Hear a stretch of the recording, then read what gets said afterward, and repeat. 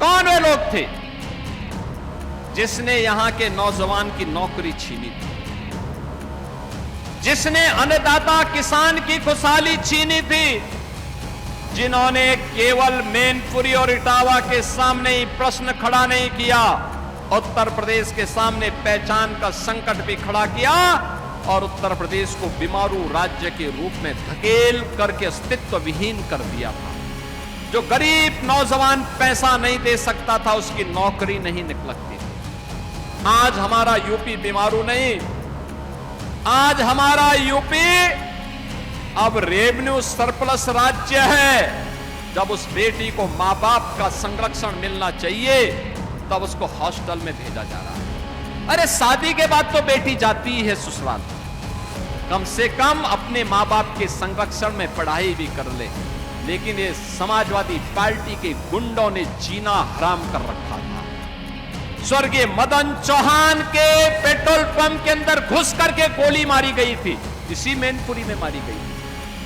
यही समाजवादी पार्टी की सरकार थी। मार्गदर्शन और नेतृत्व में उसे आज एक नई पहचान देने की दिशा में जो कदम बढ़ाए हैं, आज अगर मैनपुरी का नौजवान भी, मैनपुरी का किसान भी, मैनपुरी का व्यापारी भी अगर प्रदेश के बाहर देश के किसी कोने में जाता है और अगर वह अपना परिचय देता है कि मैं यूपी से हूं, मैनपुरी से हूं, सामने वाले व्यक्ति का चेहरा चमकता है और वह सम्मान देने के लिए उतावला दिखाई देता है। यह पहचान का संकट किसने खड़ा किया था?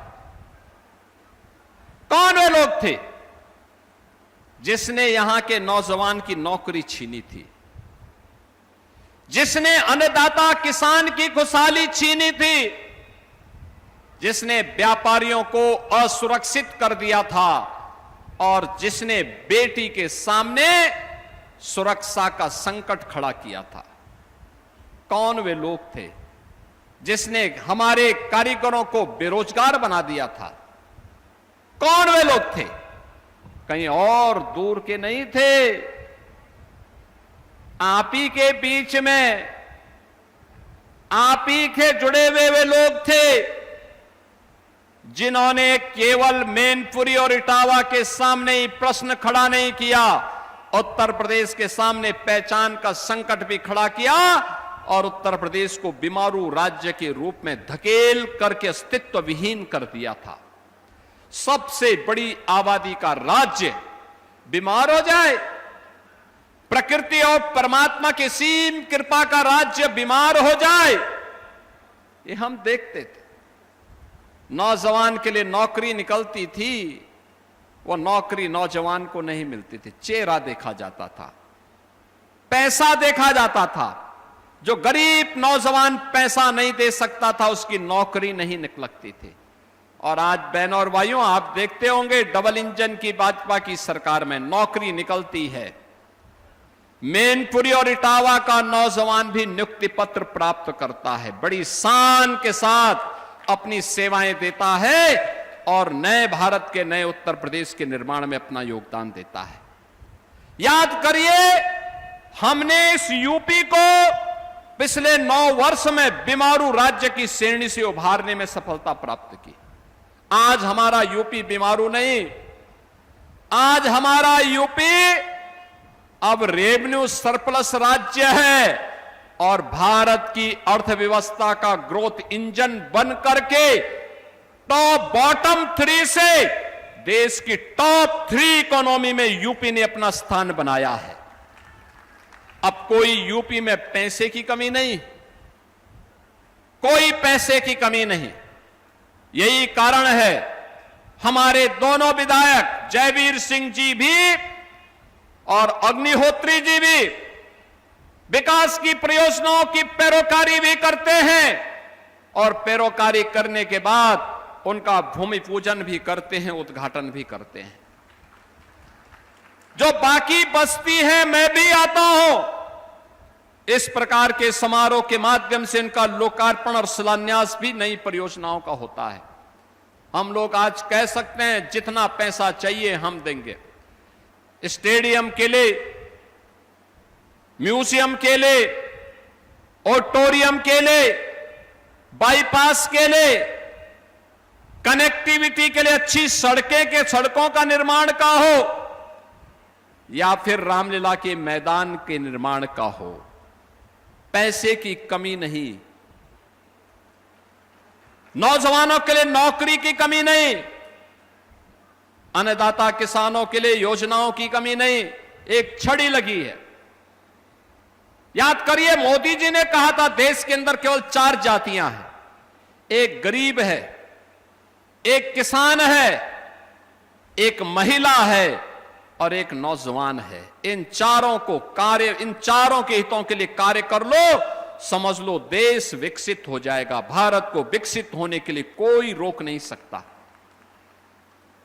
गरीब हर जाति में गरीब है। आप सोचो, मंच पर अभी हमने मुख्यमंत्री बाल सेवा की स्कीम चलाई, जो निराश्रित बालिकाएं हैं, बालक हैं, उनके लिए एक बेटी यादव बेटी आई मंच पर, उसको हर महीने हम 4,000 रुपया भी देते हैं और उसको लैपटॉप भी दिया गया। हर महीने पैसा दिया जा रहा है। वो बेटी पढ़ लिख लेगी, वो बेटी पढ़ेगी, परिवार में स्वावलंबन का आदर्श भी प्रस्तुत करेगी और साथ साथ उत्तर प्रदेश की भाग्य भी बनाएगी। देश के लिए प्रतिभाशाली नौजवानों की फौज निकलेगी। हमने कोई जाति के नाम पे नहीं बांटा। योजनाओं का लाभ बिना भेदभाव के हर एक समूह को मिलना चाहिए। वह दलित है, वह वंचित है, वह गरीब है, वह कमजोर है, किसी भी जाति का है, उसको योजना का लाभ मिलना ही चाहिए। ये हमारे संस्कार हैं और उसके तहत डबल इंजन की सरकार कार्य कर रही है। अन्नदाता किसान है, याद करिए, हमने फसल ऋण माफी का कार्यक्रम चलाया, 86 लाख किसानों को दिया, लेकिन बहनों और भाइयों किसी के साथ भेदभाव नहीं किया। वह किसान दलित भी था, वंचित भी था, पिछड़ा भी था, ओबीसी का भी था, हर जाति का था, लाभान्वित हुआ। हमने 1 डिस्ट्रिक्ट 1 प्रोडक्ट की स्कीम चलाई। हर योजना के लिए स्कीम बनाई गई बिना भेदभाव के। मैनपुरी की तार कसी की इस कारीगरी को वैश्विक पहचान दिलाया, कोई समस्या नहीं, उसे सम्मान मिला। वो किसी भी जाति का कारीगर है, कारीगर तो कारीगर है। अन्नदाता किसान तो अन्नदाता किसान है। फसल ऋण माफी भी करेंगे, प्रधानमंत्री किसान सम्मान निधि का लाभ भी देंगे, मुख्यमंत्री कृषक दुर्घटना बीमा योजना से भी आच्छादित करेंगे और साथ साथ अन्नदाता किसान के निजी ट्यूबवेल के बिजली कनेक्शन की स्थिति को माप भी करेंगे। उसको सरकार वहन करेगी, अन्नदाता किसान वहन नहीं करेगा, उसको फ्री में बिजली देंगे। यह भी हमने किया और लगातार हम कर रहे हैं। बहनों और भाइयों, करने की इच्छा शक्ति होनी चाहिए। कारीगरों को सम्मान देने का कार्य हो, बेटी और व्यापारी की सुरक्षा का मामला हो। याद करिए, बहुत सारे संभ्रांत परिवारों की स्थिति यह थी कि वे बेटियों को पढ़ाई करने के लिए दूर यूपी के बाहर हॉस्टल में या रिश्तेदारी के यहां भेज देते थे। जब उस बेटी को मां बाप का संरक्षण मिलना चाहिए, तब उसको हॉस्टल में भेजा जा रहा है। अरे शादी के बाद तो बेटी जाती है ससुराल, कम से कम अपने मां बाप के संरक्षण में पढ़ाई भी कर ले। लेकिन ये समाजवादी पार्टी के गुंडों ने जीना हराम कर रखा था, जीना हराम कर रखा था। व्यापारी यूपी के अंदर निवेश नहीं करना चाहता था क्योंकि इसे भय था, पूंजी लगाऊंगा तो पूंजी तो डूबेगी ही डूबेगी, उसकी सुरक्षा भी खतरे में जाएगी। कैसे समाजवादी पार्टी के समय में भारतीय जनता पार्टी के पूर्व जिलाध्यक्ष स्वर्गीय मदन चौहान के पेट्रोल पंप के अंदर घुस करके गोली मारी गई थी, इसी मैनपुरी में मारी गई थी। यही समाजवादी पार्टी की सरकार थी। कैसे व्यापारी घर से निकलता था, प्रार्थना करके निकलता था कि हे भगवान, शाम को मैं अपने परिवार का मुंह देख सकूं।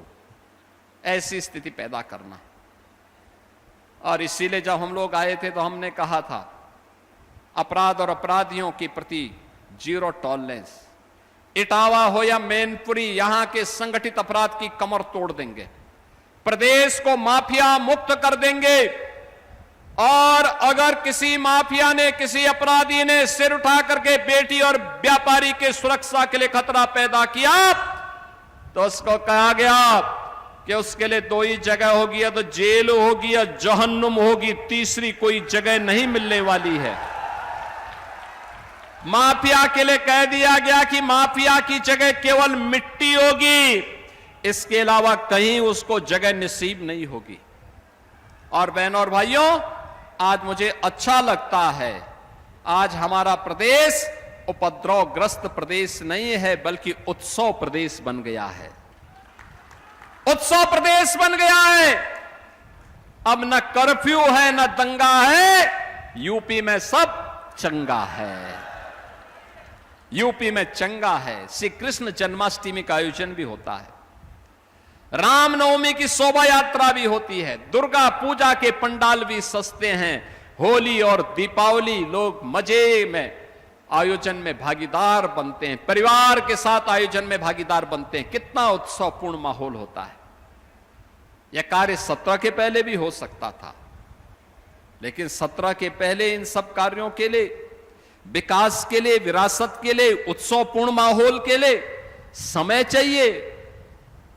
जो व्यक्ति 12 बजे सो करके उठेगा, 2 बजे तक तैयार होगा, 5 बजे जिम जा करके फिर वहां पर जिम की ट्रेनिंग में चला जाएगा और 7 बजे के बाद अपनी महफिल में सजा देगा, उस व्यक्ति से क्या उम्मीद करेंगे? न किसी व्यक्ति से मिलना है, न कोई संवाद करना है, न विकास का कोई विजन है, केवल लूट करके अपने परिवार का खजाना भरना है।